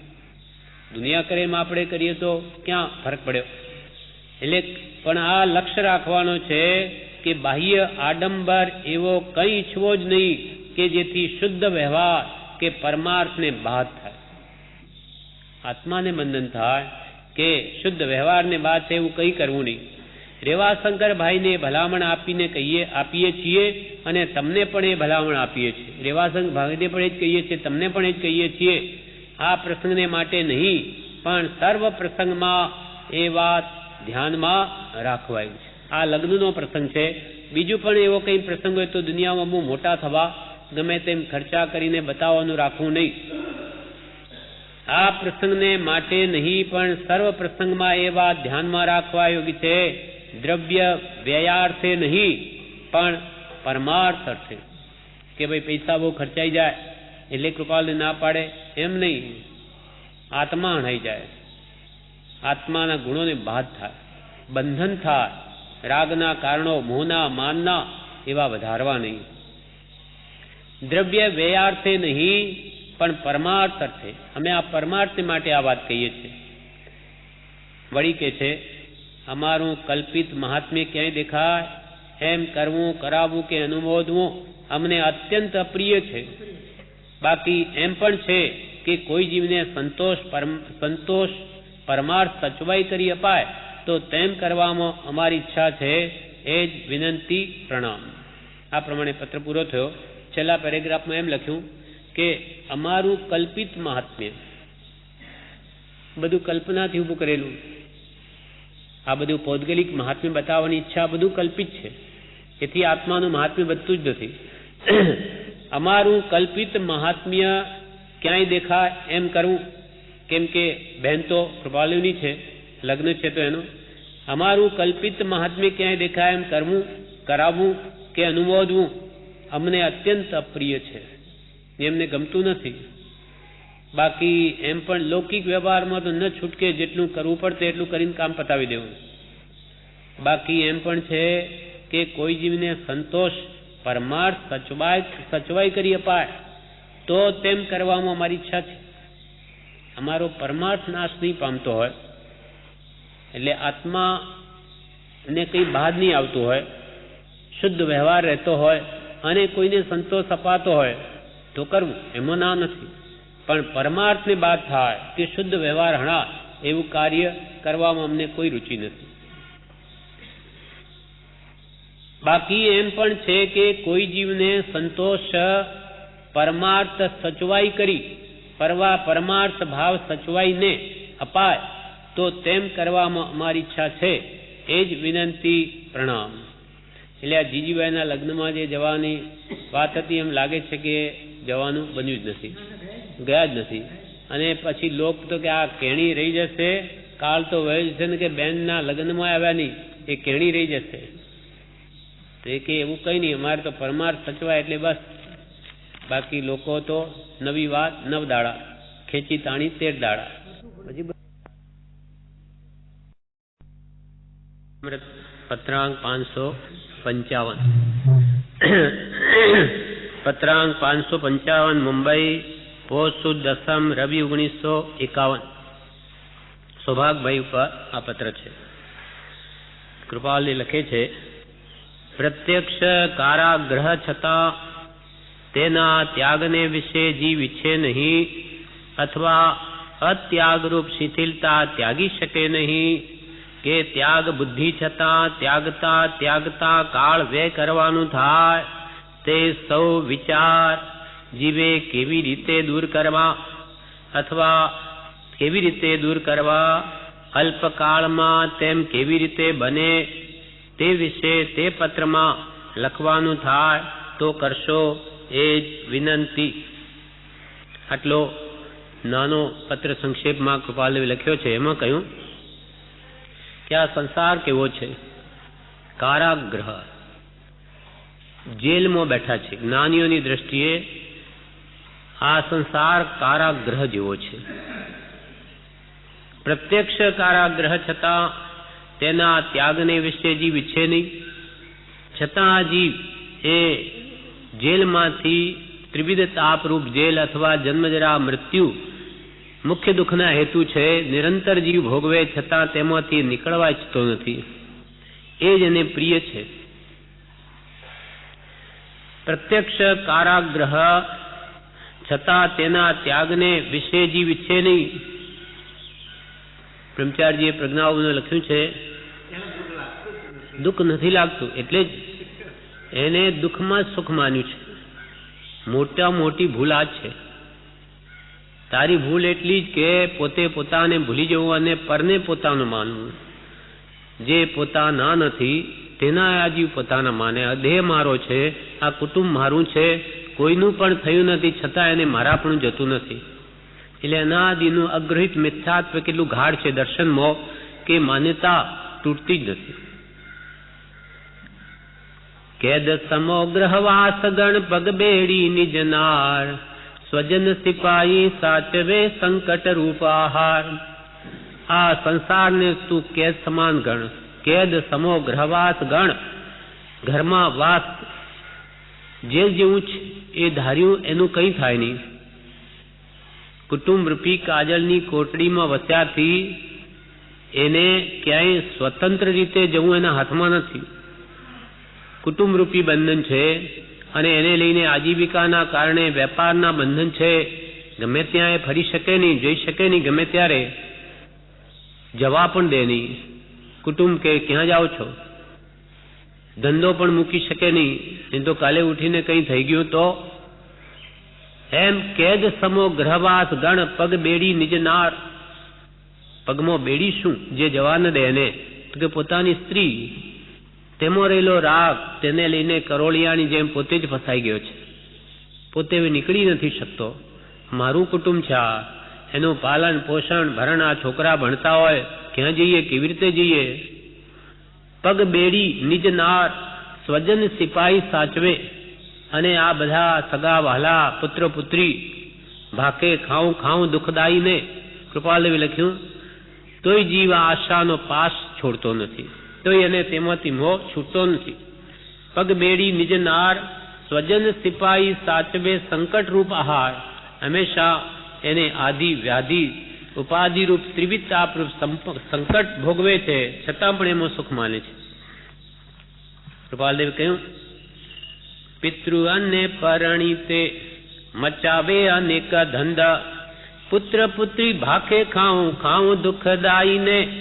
અરે રાજચંદ્ર તોય જીવ ઝાવા દાવા કરે, જંજાલ છડા છંડાય નહીં તજી તૃષ્ણાઈ ને. પિતૃ પિતા કાકા બાબા સગાવાલા બધા, અને પરણી એટલે સ્ત્રી વગેરે. પરણી તે મચાવે અનેક ધંધ, અનેક પ્રકારના તોફાન મચાવે. અને પુત્ર પુત્રી ભાકે ખાઉં ખાઉં દુઃખદાયી ને. આ મારા પુત્ર છે, મારી પુત્રી છે, અનેક પ્રકારની ઈચ્છાઓ એમની મા બાપને પોષવી પડે છે. આ લાવો તે લાવો બધું આપવું પડે. આ પૂર્વની દેણદારી છે, માટે આ ઋણાનુબંધે આવી મળ્યા છે, ઋણ લેવા આવ્યા છે. પુત્ર પુત્રી ભાકે ખાઉં ખાઉં દુઃખદાયી ને. અરે રાજચંદ્ર તોય જીવ ઝાવા દાવા કરે. કૃપાલદેવ કે છે, અરે આ તો આ જીવ કેવો છે કે ઝાઝા દાવા કરે કે હું તો એનો બાપ છું, એને પાડું છું, મોટો છું. એમ અનેક પ્રકારે ઉપરથી દુઃખ ભોગવે અને એમાં વળી મોટાઈ માને છે. અરે રાજચંદ્ર તોય જીવ જાવા દાવા કરે, જંજાલ છંડાય નહીં તજી તૃષ્ણાય ને. આ કુટુંબ વધારવાની તૃષ્ણાને મૂકીને એ જંજાળ એનાથી છોડી શકાતી નથી. આટલી બધી ઉપાધિ વધે, દુઃખ વધે, એમાં સુખ માને. કૃપાલ કે શું વધ્યું? લક્ષ્મી અને અધિકાર વધતા શું વધ્યું તે તો કહો. શું કુટુંબ કે પરિવારથી વધવાપણું એ નૈગ્રહો? વધવાપણું સંસારનું, તમારો સંસાર વધ્યો, એટલી ઉપાધિ વધી, એટલું દુઃખ વધ્યું, એટલી જવાબદારી વધી, એટલા વિકલ્પો વધ્યા. બીજું શું વધ્યું? અને આ મનુષ્ય ભવનો રત્ન ચિંતામણીથી અમૂલ્ય એવો સમય તે તમારો એની બધાની સેવામાં વ્યર્થ ગયો. મોને લઈને મારું માની ને એમાં આવો અમૂલ્ય દેહ, માનવ દેહ, એમાં બધો વ્યર્થ ખોઈ દેવાય છે. વળી કે છે આ જીવને કેવી ભયંકર સ્થિતિ હોય તોય મોં છૂટતો નથી. કરોડોના કરજના શિર પર ડંકા વાગે, રોગથી રૂંધાઈ ગયું શરીર સુકાઈને, પુરપતિ પણ માથે પીડવાને તાકી રહ્યો, પેટ તણી વેઠ પણ શકે ન પુરાઈને. કરોડોના કરજના ડંકા પણ ભલે વાગતા હોય, કરજ કેટલું બધું ઉપર થઈ ગયું હોય, રોગથી શરીર રૂંધાઈને સુકાઈ ગયું હોય, રોગથી પણ પીડિત હોય. પુરપતિ એટલે રાજા, કોઈ અપરાધ થયો હોય તો એને લઈને પીડે તો પણ એને કે ભાઈ છૂટીને આ બધા સંસારના દુઃખોથી છૂટી જાઉં એવો ભાવ ઉપજતો જ નથી. પેટ તણી વેઠ પણ આખો દિવસ માંડ મહેનત કરે ત્યારે પેટ માંડ ભરાતું હોય તો પણ કે આ સંસારમાં દુઃખ છે એ તો એને લાગતું જ નથી. આવી ભયંકર સ્થિતિ અનાદિકાલથી અજ્ઞાનને લઈને જીવની છે. છતાં પણ આ જીવ આ સંસારમાં સુખ માને છે. પ્રત્યક્ષ કારાગ્રહ છતાં તેના ત્યાગને વિશે જીવ ઈચ્છે નહીં. એક રાજા હતો, મુંજ રાજા, પ્રસિદ્ધ રાજા હતો, પણ કોઈ કારણવશ પકડાઈ ગયો. સામા રાજા એને પકડી લીધો. હા, પરસે કે કોણે પકડીને એને જેલમાં નાખી દીધો. હવે એના સગાવાલાએ એને જેલમાંથી કાઢવા માટે સુરંગ ખોદી, પણ ત્યાં શું બન્યું? એ સુરંગ ખોદીને બધી તૈયારી થઈ ગઈ. ત્યાં એ મુંજ રાજા જેના કેદમાં છે એ રાજાની પુત્રી એ જેલમાં આવે છે અને એને આ મુંજ રાજાને સંબંધ થઈ ગયો. એટલે મુંજ રાજાએ જેવી આ સુરંગ તૈયારથી નીકળવાની તૈયારી થાય છે એટલામાં એને પેલી જેને કેદમાં છે એ રાજાની પુત્રીને કહ્યું કે તું આવી જ આવે મારી સાથે, તને હું પટરાણી બનાવીશ. આવી રીતે સુરંગ તૈયાર છે, આપણે નીકળી જઈશું. પણ એ સ્ત્રીએ શું વિચાર કર્યો કે અહીંયા તો આ હું એકલી છું, ત્યાં તો કેટલી એની સ્ત્રીઓ હશે, એ પછી મને રાણી બનાવે નહીં બનાવે, હું શું કામ જાઉં? એના કરતો એને અહીંયા જ રાખું, એ જેલમાં જ પડ્યો રહે. એટલે એમ કરીને એણે પોતાના પિતાને જઈને કહી દીધું કે મુંજ રાજાએ તો સુરંગ ખોદાવીને એમાંથી જાય છે. હવે ખબર પડી ગયા પછી છોડે, બધી તપાસ કરી, ખરેખર એમ હતું. હવે એને એવું કર્યું કે આ કેદ જ નહીં, હવે તારે પેટ ભરવું તે પણ ભીખ માંગીને ભરવું. ઘર ઘર ભીખ માંગ. હવે ભીખ માંગે છે. આવો મોટો રાજા શું કરે? આ સ્ત્રીના મોહવશ હવે આવી સ્થિતિ થઈ પડી. એટલે ભીખ માંગતો કે છે કે આ જુઓ, આ સ્ત્રીના મોહમાં પડ્યો તો હવે ઘર ઘર મને ભીખ માંગવી પડે છે. એમ એવી કેદ જેવી સ્થિતિ પ્રત્યક્ષ થાય તો પણ સંસારમાં સુખ છે એ એને ભાસતું નથી. અથવા આવા હવે કેદમાં પડેલો હતો છતાં એના મોહમાં પડ્યો તો આવી સ્થિતિ થઈ. તેમ સંસારમાં અનાદિકાલના વિષય કશાયના સંસ્કારને લીધે ભયંકર દુઃખ ભોગવે છે, આખી જગતની ગુલામી વરે છે. એટલે કૃપાલે કહ્યું, એક વિષયને જીતતા જીત્યો સૌ સંસાર, નૃપતિ જીતતા જીતીએ દલપુર ને અધિકાર. એક વિષયને આધીન આ જીવ સર્વ પ્રકારના દુઃખ સહન કરવાને તૈયાર થાય છે. આખી જિંદગી કેદ ભોગવે, દુઃખો ભોગવે, આધિ વ્યાધિ, માનસિક દુઃખ, શારીરિક દુઃખ અને બહારની પણ ઉપાધિ ભોગવે છે અને ભયંકર મોહવશ અજ્ઞાનવશ તેમાં આ જીવ સુખ માને છે. પ્રત્યક્ષ જ્ઞાની પુરુષોને પ્રત્યક્ષ કારાગ્રહ જણાય છે. પ્રત્યક્ષ કારાગ્રહ છતાં તેના ત્યાગને વિશે જીવ ઈચ્છે નહીં અથવા અત્યાગરૂપ શિથિલતા ત્યાગી શકે નહીં. અત્યાગરૂપ ત્યાગી નથી, હજુ ત્યાગવું છે, શિથિલતા રહ્યા કરે છે. અત્યાગરૂપ શિથિલતા ત્યાગી શકે નહીં કે ત્યાગ બુદ્ધિ છતાં ત્યાગતા કાળ વ્યતીત કરવાનું થાય. છોડવું જ છે, આપણે છોડવું જ છે, એમ કરતા કરતા સમય વ્યતીત થાય છે. તે સૌ વિચાર જીવે કેવી રીતે દૂર કરવા, અલ્પકાળમાં તેમ કેવી રીતે બને, એટલે આ કારાગૃહ સંસારનો ત્યાગ શીઘ્રપણે કેવી રીતે થાય તે વિશે તે પત્રમાં લખવાનું થાય તો કરશો.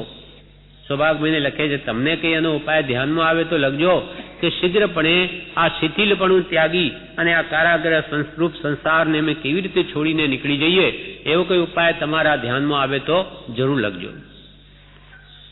પ્રત્યક્ષ કારાગ્રહ છતાં તેના ત્યાગને વિશે જીવ ઈચ્છે નહીં અથવા અત્યાગરૂપ શિથિલતા ત્યાગી શકે નહીં કે ત્યાગ બુદ્ધિ છતાં ત્યાગતા કાળ વ્યય કરવાનું થાય.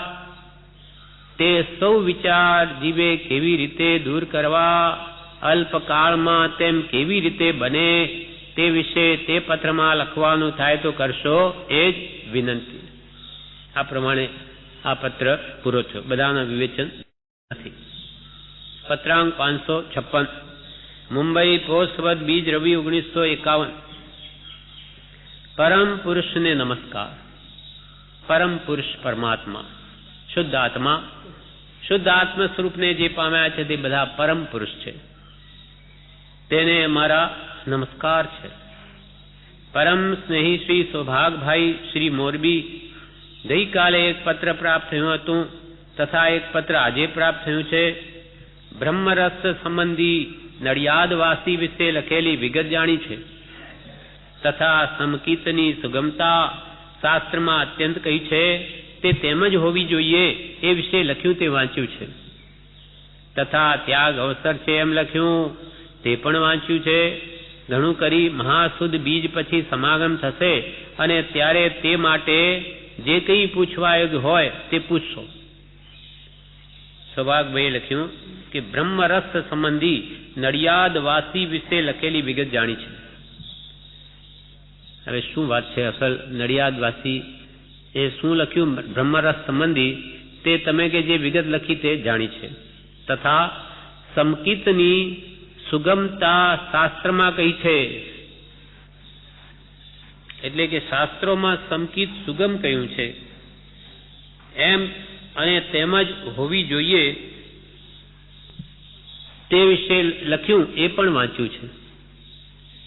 આમ તો સમકીત દુર્લભ છે, પણ કૃપાળદેવે કહ્યું કે સમજે તો સહજ છે, નહીં તો અનંત ઉપાય પણ નથી.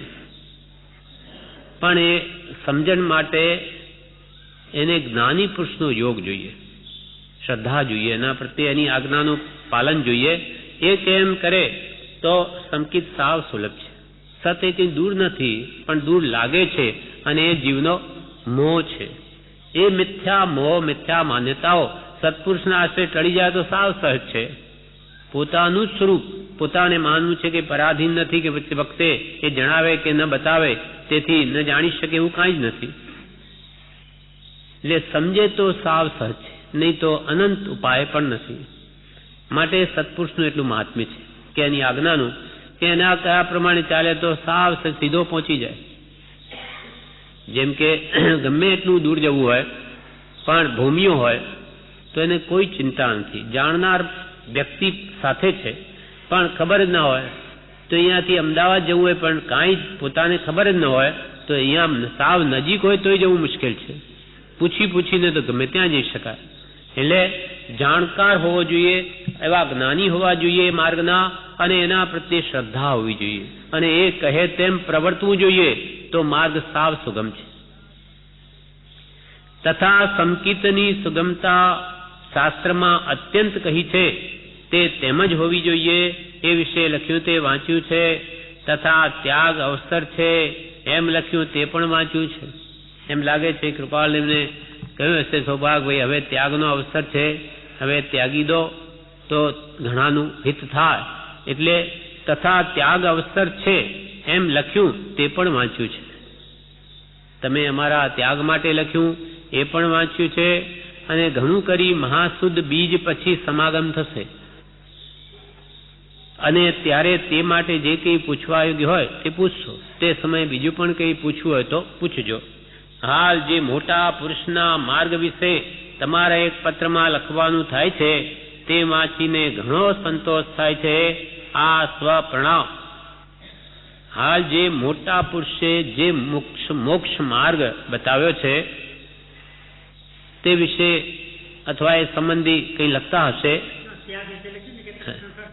હા હા, પણ એ વિશે એટલા માટે કે વાંચીને ઘણો સંતોષ થાય છે.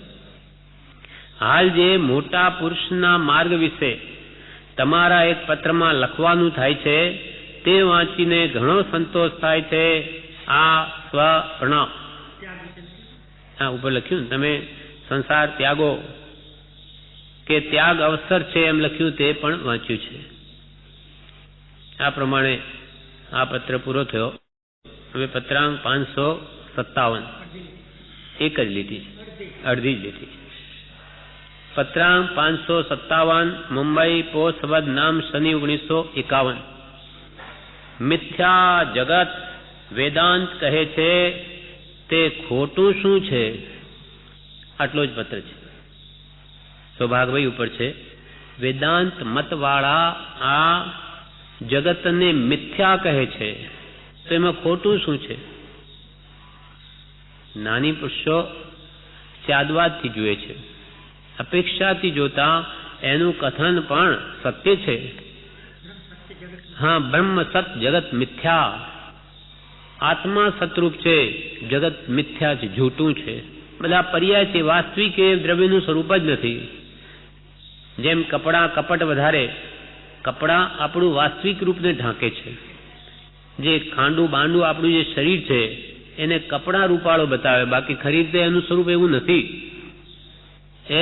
એવી રીતે વાસ્તવિક સ્વરૂપ જે છે વસ્તુનું એ આ પર્યાય નથી બતાવતી, એટલે મિથ્યા છે. જગત આપણે જે કંઈ પણ જોઈએ છે તે દ્રવ્યના પર્યાય છે, અને પર્યાય દ્રવ્યનું સ્વરૂપ નથી. એટલે જગત મિથ્યા. મિથ્યા જગત વેદાંત કહે છે તે ખોટું શું છે? અને આત્મ પોતે છે આત્મા. એ આત્મામાં આ જગત છે જ નહીં. એને આ જગતને એને શું લેવા દેવા? કાંઈ જ નથી. સાવ ભિન્ન વસ્તુ છે. એટલે આત્માની અંદર જગત નથી. હા, બાહ્ય જગત નથી. અને આપણી જે માન્યતા જગતમાં મારાપણાની પૂતગલમાં કરી એ બધી એ જ તો ભાંજગઢ છે. આજે દુઃખ તો એનું જ છે. મોટામાં મોટું બીજા દેહો તણું બીજા દેહે આત્મભાવના, દેહમાં કે ઘરમાં કે કુટુંબમાં આ મારાપણાની કે અહમપણાની ભાવનાને લઈને તો સંસાર છે. એને જ્ઞાનીઓ કે મિથ્યા છે, તારું નથી, મૂકી દે તો બસ તું તારામાં આવી જઈશ. એટલે જગતને વેદાંત મિથ્યા કહે છે તો એમાં ખોટું શું છે? મિથ્યા જગત વેદાંત કહે છે તે ખોટું શું છે?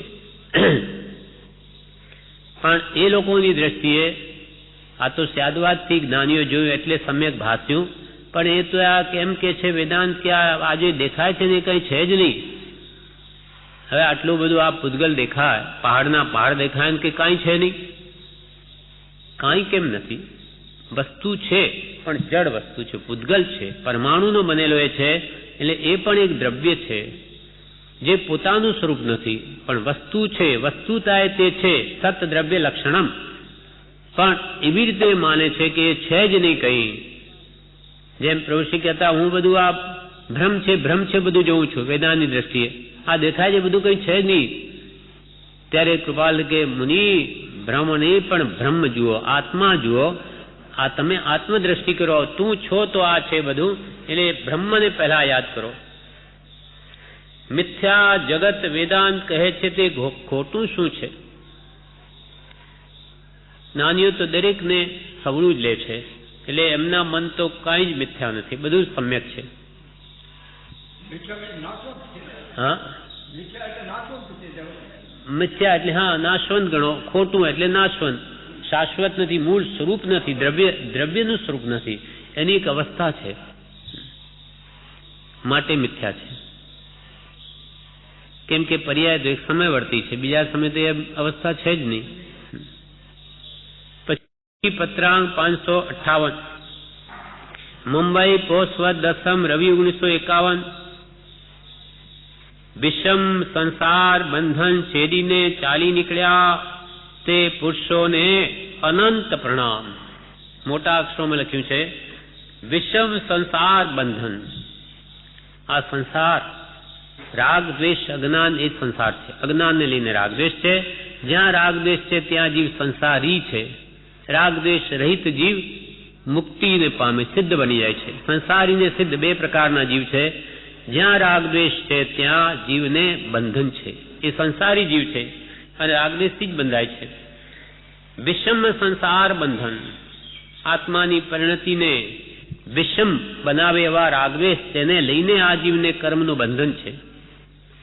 વિષમ સંસાર બંધન છેદીને ચાલી નીકળ્યા એટલે બંધનના કારણો રાગ દ્વેષ અજ્ઞાનને છેદીને જે ચાલી નીકળ્યા તે પુરુષોને અનંત પ્રણામ. અનંત, અંત જ નહીં, એટલા બધા એમને અમારા કોટી કોટી પ્રણામ છે. કેમ કે પરમ વિકટ કામ જે અનાદિકાળની આ પરિભ્રમણામાં ભટકવામાં આપણા આત્માએ 84 લાખ જીવનીઓ ભટકે, કોઈ દિવસ આવું કામ કર્યું નથી. એટલે કે આવું જેને કામ કર્યું, રાગ દ્વેષ ને મૂળથી છેદી નાખ્યા, આત્માની અનંત રિદ્ધિ મેળવી લીધી શાશ્વત, એટલે એવા પુરુષોને તો અનંત અનંત વાર પ્રણામ છે. વિષમ સંસાર બંધન છેદીને ચાલી નીકળ્યા તે પુરુષોને અનંત પ્રણામ. મહાસુદ એકમ બીજ પર વખતે નીકળાય તો પણ 3 દિવસ રસ્તામાં થાય તેમ છે. પણ મહાસુદ આ ખીમજી દેવજી પર પત્ર છે, એટલે કે મહાસુદ એકમ બીજ પર વખતે નીકળાય તો પણ 3 દિવસ રસ્તામાં થાય તેમ છે. પણ મહાસુદ બીજ પર નીકળાય તેવો સંભવ નથી. સુદ પાંચમ પર નીકળાય તેવો સંભવ છે. વચ્ચે 3 દિવસ થવાના છે, તે ન ચાલતા રોકાવાનું કારણ છે. ઘણું કરી સુદ પાંચમે નિવૃત્તથી સુદ આઠમે વવાણીએ પહોંચી શકાય તેમ છે. એટલે બાહ્ય કારણ જોતા લીમડી આવવાનું ન બની શકે તેવું છે.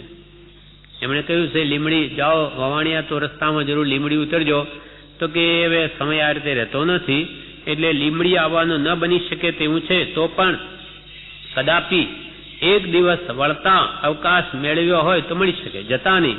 પાછા વવાણિયાથી મુંબઈ આવીએ ત્યારે વળતા એક દિવસ અવકાશ મેળવ્યો હોય તો મળી શકે, લીમડી છે. પણ આંતર કારણ જુદું હોવાથી તેમ કરવાનું હાલ કોઈ પણ પ્રકારે ચિત્તમાં આવતું નથી. જતા અવકાશ નથી, આવતા અમે ધારીએ તો એક દિવસ રોકાઈ શકીએ, પણ આંતર કારણ જુદું છે. અંતરમાં અમારો આત્મા હમણાં કોઈ પણ સંગ પ્રસંગને ઈચ્છતો જ નથી. પણ આંતર કારણ જુદું હોવાથી તેમ કરવાનું હાલ કોઈ પણ પ્રકારે ચિત્તમાં આવતું નથી. વઢવાણ સ્ટેશને કેશવલાલની કે તમારી મને મળવાની ઈચ્છા હોય તે અટકાવતા મન અસંતોષ પામે છે. કે તમે વઢવાણ કેમ્પ સુરેન્દ્રનગર સ્ટેશને આવો અને મળવા આવો, એ તમારી ઈચ્છાને અટકાવતા મન અસંતોષ પામે છે. હું કેવી રીતે જાણે ના પાડું? વઢવાણ કેમ્પ સ્ટેશને કેશવલાલની કે તમારી મને મળવાની ઈચ્છા હોય તે અટકાવતા મન અસંતોષ પામે છે. તો પણ હાલ અટકાવવાનું મારું ચિત્ત રહે છે. તો પણ હમણાં ના પાડું છું કે હમણાં મળવા મને આવશો નહીં. તો પણ હાલ અટકાવવાનું મારું ચિત્ત રહે છે. કેમ કે ચિત્તની વ્યવસ્થા યથા યોગ્ય નહીં હોવાથી ઉદય પ્રારબ્ધ વિના બીજા સર્વ પ્રકારમાં અસંગપણું રાખવું યોગ્ય લાગે છે. હમણાં ચિત્તની વ્યવસ્થા યથાયોગ્ય નહીં હોવાથી ઉદય પ્રારબ્ધ વિના બીજા સર્વ પ્રકાર માત્ર ઉદય આવે તો એટલું જ વર્તવું. ઉદય પ્રારબ્ધ વિના બીજા સર્વ પ્રકારમાં અસંગપણું રાખવું યોગ્ય લાગે છે. અસંગ, કોઈનો સંગ આત્માને પ્રિય નથી. તે એટલે સુધી, ક્યાં સુધી સંગ પ્રિય નથી? તો કે એટલે સુધી કે જેમનો ઓળખાણ પ્રસંગ છે તેઓ પણ હાલ ભૂલી જાય તો સારું. જેમની સાથે અમારી ઓળખાણ છે તેઓ પણ હાલ અમને ભૂલી જાય તો વધારે સારું. જેમનો ઓળખાણ પ્રસંગ છે તેઓ પણ હાલ ભૂલી જાય તો સારું. કેમ કે સંગથી ઉપાધિ નિષ્કારણ વધ્યા કરે છે. કેમ કે સંગથી ઉપાધિ નિષ્કારણ વધ્યા કરે છે અને તેવી ઉપાધિ સહન કરવા યોગ્ય એવું હાલ મારું ચિત્ત નથી. સંગ કરીએ તેટલી કારણ વગરની ઉપાધિઓ વધે છે. ઓળખાણ જેમ જેમ વધે છે તેમ, અને તેવી ઉપાધિ સહન કરવા એવું હાલ મારું ચિત્ત નથી. આવી રીતે પ્રસંગમાં આવું અને વાતચીત કરવી વગેરે એ મારો આત્મા ઈચ્છતો નથી. નિરૂપાયતા સિવાય કંઈ પણ વ્યવહાર કરવાનું હાલ ચિત્ત હોય એમ જણાતું નથી. નિરૂપાયતા સિવાય, નિરૂપાય હોય ત્યાં તો કરવું પડે વ્યવહાર કે વેપાર, પણ નિરૂપાયતા સિવાય કંઈ પણ વ્યવહાર કરવાનું હાલ ચિત્ત હોય એમ જણાતું નથી. અને જે વ્યવહારની નિરૂપાયતા છે તેથી પણ નિવૃત્ત થવાની ચિંતના રહ્યા કરે છે. નિરૂપાયપણે જે વેપાર કે વ્યવહાર કરવા પડે છે તેથી પણ અમારો આત્મા નિવૃત્ત થવાને જ ઈચ્છે છે. વ્યવહાર કે વેપાર પણ કરવાની મનની ઈચ્છા નથી. તેમ ચિત્તમાં બીજાને બોધ કરવા એટલી મારી યોગ્યતા હાલ મને લાગતી નથી. ચિત્ત અસંગ રહેવા ઈચ્છે છે એટલે બીજાને પણ બોધ કરવા એટલી મારી યોગ્યતા હાલ મને લાગતી નથી.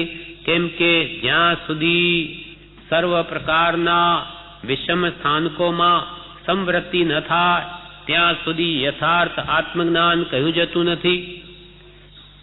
અને જ્યાં સુધી તેમ હોય ત્યાં સુધી તો નિજ અભ્યાસની રક્ષા કરવી ઘટે છે. અને હાલ તે પ્રકારની મારી સ્થિતિ હોવાથી હું આમ વર્તું છું તે ક્ષમાયોગી છે. કેમ કે મારા ચિત્તમાં અન્ય કોઈ હેતુ નથી. કૃપાલદેવે કહ્યું કે જ્યાં સુધી સર્વ પ્રકારના વિષમ સ્થાનકોમાં, હવે અમે વેપારમાં રહીએ, વ્યવહારમાં રહીએ છીએ, વિષમ નિમિત્તોમાં સર્વ પ્રકારના વિષમ સ્થાનકોમાં સંવૃત્તિ ન થાય, સમભાવ, ગમે તેવી પરિસ્થિતિ આવે તો પણ આત્મા સમભાવમાં જ રહે એવી સ્થિતિ ન થાય, વિષમ સ્થાનકોમાં સંવૃત્તિ ન થાય ત્યાં સુધી યથાર્થ આત્મજ્ઞાન કહ્યું જતું નથી. ત્યાં સુધી ખરેખર આત્મજ્ઞાન છે એમ કહ્યું જતું નથી. અને જ્યાં સુધી તેમ હોય ત્યાં સુધી તો નિજ અભ્યાસની રક્ષા કરવી ઘટે છે. ત્યાં સુધી અમારે મારા આત્માની સંભાળ લેવી જોઈએ પહેલા. અને જ્યાં સુધી તેમ હોય ત્યાં સુધી તો નિજ અભ્યાસની રક્ષા કરવી ઘટે છે. અને હાલ તે પ્રકારની મારી સ્થિતિ હોવાથી હું આમ વર્તું છું તે ક્ષમાયોગી છે. હમણાં મારો આત્મા અસંગ રહેવા ઈચ્છે છે. આવો કંઈ પણ બીજા વિચાર કરવા ઈચ્છતો નથી. હાલ મારી આ સ્થિતિ હોવાથી હું આમ વર્તું છું તે ક્ષમાયોગી છે. કેમ કે મારા ચિત્તમાં અન્ય કોઈ બીજો હેતુ નથી કે ભાઈ તમારી સાથે ન વાત કરવી કે બીજા સાથે કરવી એવું કાંઈ જ નથી. મારા ચિત્તમાં અન્ય કોઈ બીજો હેતુ નથી. પણ હમણાં આત્મા અસંગ રહેવા ઈચ્છે છે એટલે મળવા પણ આવશો નહીં. સ્ટેશન ઉપર પણ વળતી વખતે શ્રી વઢવાણ સમાગમ કરવાનું થઈ શકે તેવું મારાથી બની શકે તેવું હશે તો આગળથી તમને જણાવીશ. પણ મારા સમાગમમાં તમે આવ્યાથી મારું આવવું વઢવાણ થયું હતું એમ બીજાઓના જાણવામાં તે પ્રસંગને લઈને આવે તો તે મને યોગ્ય લાગતું નથી. તેમ વ્યવહારિક કારણથી તમે સમાગમ કર્યો છે એમ જણાવવું તે અયથાર્થ છે. જેથી જો સમાગમ થવાનું લખવાનું મારાથી બને તો જેમ વાત અપ્રસિદ્ધ રહે તેમ કરશો એ જ વિનંતી.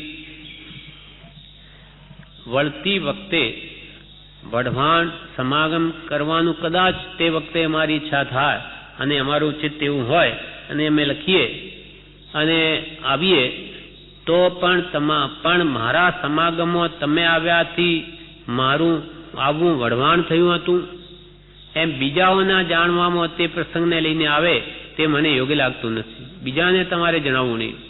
તેમ વ્યવહારિક કારણથી તમે સમાગમ કર્યો છે એમ જણાવવું તે પણ યથાર્થ છે. પરમાર્થ માટે તમે સમાગમ કર્યો અને હું તો ખાલી વ્યવહાર માટે ગયો એ પણ કહેવું અયોગ્ય છે. જેથી જો સમાગમ થવાનું લખવાનું મારાથી બને તો જેમ વાત અપ્રસિદ્ધ રહે તેમ કરશો એ જ વિનંતી. કદાચ હું લખું તો પણ તમે બીજાને કોઈ પણ જાતની વાત કરશોમાં. ત્રણેયના પત્ર જુદા લખી શકવાની અશક્તિને લીધે એક પત્ર લખ્યું છે એ જ વિનંતી. આ સ્વપ્રણામ. ત્રણેયના એટલે 3 જણાએ પત્રો લખ્યા છે. હા, કેશવલાલ ભાઈએ, ખીમજી ભાઈએ ને વળી કોઈ નથી. એટલે કે ત્રણેયના પત્ર જુદા લખી શકવાની અશક્તિને લીધે એક પત્ર લખ્યું છે એ જ વિનંતી. 3 જણા આ ભાવ સમજી લેજો. આ સ્વપ્રણામ. પત્રાંક 559 મુંબઈ પોષવદ અમાવાસ શનિ 1951. શુભેચ્છા સંપન્ન ભાઈ સુખલાલ છગનલાલ પ્રત્યે શ્રી વિરમગામ. સમાગમ વિશે તમને ઈચ્છા છે અને તે પ્રમાણે અનુસરવામાં સામાન્યપણે બાદ નથી, તથાપિ ચિત્તના કારણથી હાલ વધારે સમાગમમાં આવવાનું કરવા વિશે લક્ષ્ય થતો નથી. અમારું ચિત્ત અસંગ રહેવાય છે એટલે સમાગમમાં આવવાનું કરવા વિશે લક્ષ્ય થતો નથી. અત્રેથી મહાસુદ પૂનમ ઉપર નિવૃત્ત થવાનો સંભવ જણાય છે, તથાપિ તે વખતમાં રોકાવા જેટલો અવકાશ નથી અને મુખ્ય ઉપર જણાવ્યું છે તે કારણ છે. મુખ્ય આત્મા સંગ ઈચ્છતો નથી તે કારણ છે. તો પણ જો કંઈ બાદ જેવું નહીં હોય તો સ્ટેશન પર મળવા વિશે આગળથી તમને જણાવીશ. મારા આવવા વિશેના ખબર વિશેષ કોઈને હાલ નહીં જણાવશો, કેમ કે વધારે સમાગમમાં આવવાનું ઉદાસીનપણું રહે છે. વધારે કોઈના પણ સમાગમમાં આવવાનું ઉદાસીનપણું રહે છે. આત્મ સ્વરૂપે પ્રણામ. પત્રાંક 559 પૂરો થયો. હવે પત્રાંક 560 મુંબઈ પોષ 1951. ઓમ. આ પત્ર સૌભાગભાઈ ઉપર છે. આમાં લખ્યું, જો જ્ઞાની પુરુષના દ્રઢ આશ્રયથી સર્વોત્કૃષ્ટ એવું મોક્ષ પદ સુલભ છે તો પછી ક્ષણે ક્ષણે આત્મ ઉપયોગ સ્થિર રહેવો ઘટે એવો કઠણ માર્ગ તે જ્ઞાની પુરુષના દ્રઢ આશ્રય પ્રાપ્ત થવો કેમ સુલભ ન હોય? કેમ કે તે ઉપયોગના એકાગ્રપણા વિના તો મોક્ષ પદની ઉત્પત્તિ છે નહીં. જ્ઞાની પુરુષના વચનનો દ્રઢ આશ્રય જેને થાય તેને સર્વ સાધન સુલભ થાય એવો અખંડ નિશ્ચય સત્પુરુષોએ કર્યો છે. કૃપાલદેવે કહ્યું, જો જ્ઞાની પુરુષના દ્રઢ આશ્રયથી, દ્રઢ આશ્રય મોટી વસ્તુ છે. આશ્રયથી તો ઠેઠ મોક્ષે પહોંચી જાય. ગાડીને ડબ્બો જોડી દે, ડબ્બામાં કઈ કળ હોતી નથી, પણ ડબ્બો એને આંકડો ભરાઈ ગયો તો ભલે ને લાખો માઇલ એન્જિન જાય તો ડબ્બો પણ જાય, પણ આશ્રય જોઈએ સાચો. જો જ્ઞાની પુરુષના દ્રઢ આશ્રયથી એટલે એના શરણ ભાવથી, એનું શરણ લેવાથી, એની આજ્ઞાધીન વૃત્તિ કરવાથી, શરણ લેવું એટલે એની આજ્ઞાએ વર્તવું. ખાલી કહેવા માત્રથી શરણ થતું નથી. આપણે તો કૃપાલને આશ્રિત છીએ, આપણે તો કૃપાલને શરણ છે એમ કહેવાથી શરણ થઈ જતું નથી. આપણું વર્તન એણે જેમ કહ્યું છે તેમ કરીએ છીએ એ આપણો આત્મા જાણે છે અને બીજાને જણાવવાની જરૂર નથી. અને આપણું વર્તન, આપણું મન અને આજ્ઞાને આધીન છે કે શું કરે છે આપણાથી છાનું નથી. એટલે જો જ્ઞાની પુરુષના દ્રઢ આશ્રયથી એનું દ્રઢ શરણ લે, એની આજ્ઞામાં વર્તે તો સર્વોત્કૃષ્ટ એવું મોક્ષપદ સુલભ છે.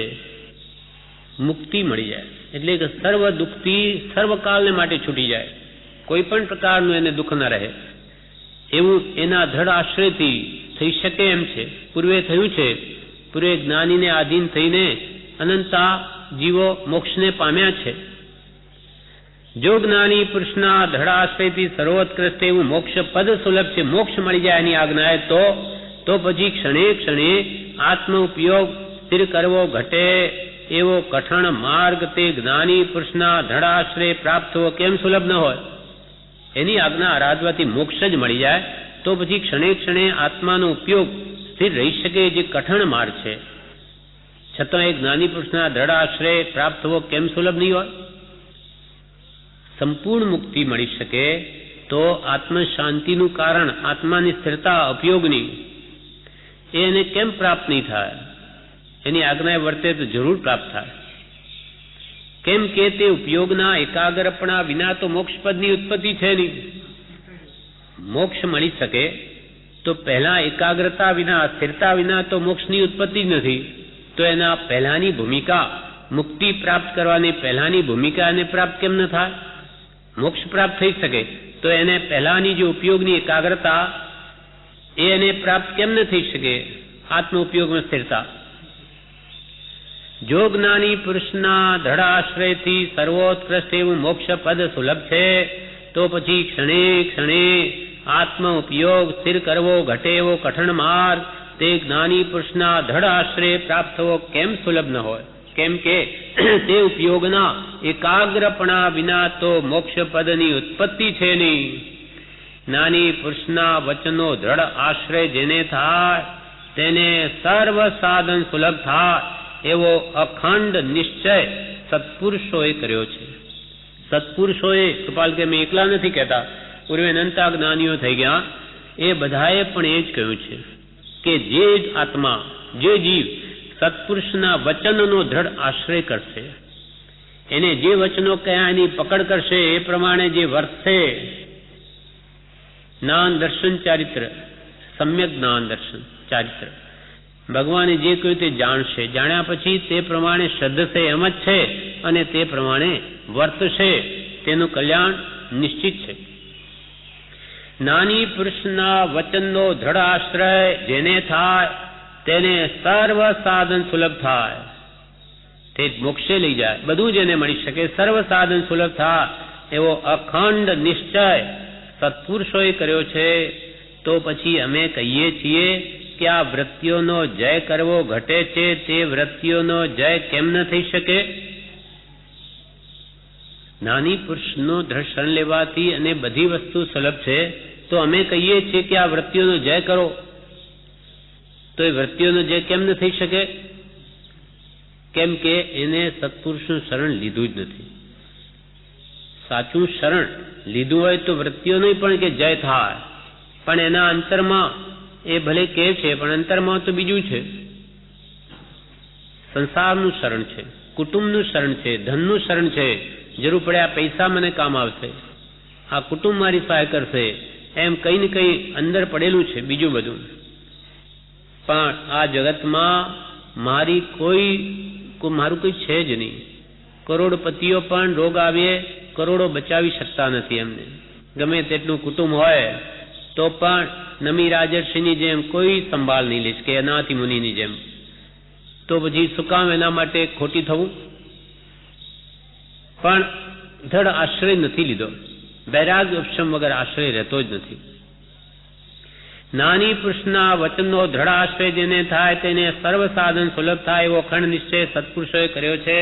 તો પછી અમે કહીએ છીએ કે આ વૃત્તિઓનો જય કરવો ઘટે છે, આ વિષય કષાય વાળી વૃત્તિઓનો જય કરવો જ ઘટે છે. અમે કહીએ છીએ તે વૃત્તિઓનો જય કેમ ન થઈ શકે?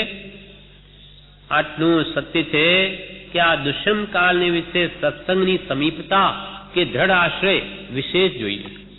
કૃપાલ કે આટલી વાત જરૂર છે કે તમારે વૃત્તિઓનો જય કરવો હોય તો આ ભયંકર દુષ્મ કાળ વર્તે છે. જ્ઞાની પુરુષનો સમાગમ દુર્લભ છે, એટલે આવા સમયમાં સત્સંગનો જોગ ક્યાંય નથી. એટલે આટલું સત્ય છે કે આ દુષ્મ કાળને વિશે એટલે વૃત્તિઓનો જય કરવા માટે સત્સંગની સમીપતા, સત્સંગ જોઈએ, સત્સંગ નિકટ સત્સંગમાં રહેવું જોઈએ. સત્સંગની સમીપતા કે દ્રઢ આશ્રય કે જ્ઞાની પુરુષના વચનોનો દ્રઢ આશ્રય જોઈએ. સત્સંગની સમીપતા કે દ્રઢ આશ્રય વિશેષ જોઈએ, કે સત્પુરુષનો દ્રઢ આશ્રય વિશેષ જોઈએ, અને અસત્સંગથી અત્યંત નિવૃત્તિ જોઈએ. અને અસત્સંગથી અત્યંત નિવૃત્તિ જોઈએ તો પણ મુમુક્ષુને તો એમ જ ઘટે છે કે કઠણમાં કઠણ આત્મસાધન હોય તેની પ્રથમ ઈચ્છા કરવી, કે જેથી સર્વ સાધન અલ્પકાળમાં ફલીભૂત થાય. મુમુક્ષે તો એમ જ ઘટે છે કે કઠણમાં કઠણ સાધન હોય તેની પ્રથમ ઈચ્છા કરવી. ત્યાગ, વૈરાગ્ય, ઉપશમ, ભક્તિ એ બધા. હા, સર્વસંગ પરિત્યાગ તો પહેલા તો અંતરથી ત્યાગે. બાહ્ય ત્યાગ શું કામનો? અનંતવાર આપણે લીધો. અંદરમાંથી હવે ખરેખર એ આસક્તિ તૂટે, બધી વાસનાઓ એ જાય તો ત્યાગ સફળ છે. હવે અંદરથી કાઢવું જોર પડે, એને બહારનું તો બધું મૂકી દે, પણ અંદરથી જતું નથી એટલે કામ થતું નથી. એટલે એમ લાગે છે કઠણમાં કઠણ આત્મસાધન હોય, સત્સંગ, ભક્તિ, સ્વાધ્યાય, વિષય કષાયને મૂકવા વગેરે, એ કઠણમાં કઠણ આત્મસાધ તેની પ્રથમ ઈચ્છા કરવી, કે જેથી સર્વ સાધન અલ્પકાળમાં ફલીભૂત થાય. શ્રી તીર્થંકરે તો એટલા સુધી કહ્યું છે કે જે જ્ઞાની પુરુષની દશા સંસાર પરિક્ષીણ થઈ છે તે જ્ઞાની પુરુષને પરંપરા કર્મબંધ સંભવતો નથી, તો પણ પુરુષાર્થ મુખ્ય રાખવો કે બીજા જીવને પણ આત્મસાધન પરિણામનો હેતુ થાય.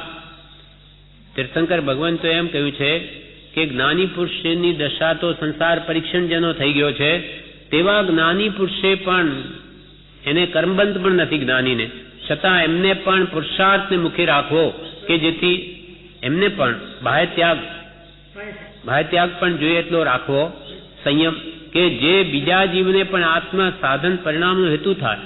એ તો અમે જ્ઞાની છીએ, અમારે બહાર ત્યાગ હોય તો શું, ન હોય તો શું, એમ નહીં.